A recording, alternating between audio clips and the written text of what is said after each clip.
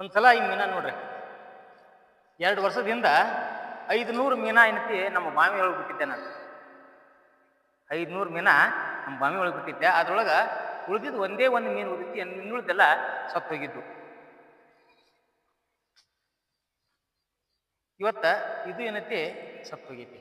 ಯಾಕೆ ಸತ್ತು ಹೋಗೈತಿ ಅಂದ್ರೆ ನನ್ನ ಅನಿಸಿಕೆಯನ್ನು ನಿಮ್ಮ ಮುಂದೆ ಹೇಳ್ತೇನೆ.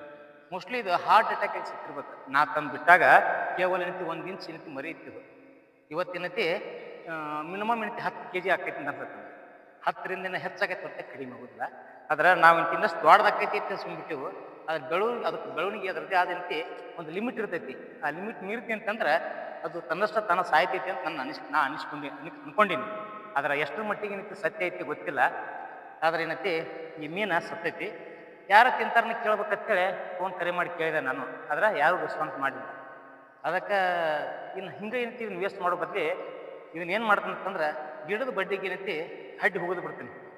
ಇದರಿಂದ ಏನು ವೇಸ್ಟ್ ಇಲ್ಲ ಅಂತ ತಿಳ್ಕೊತೀನಿ ನಾನು.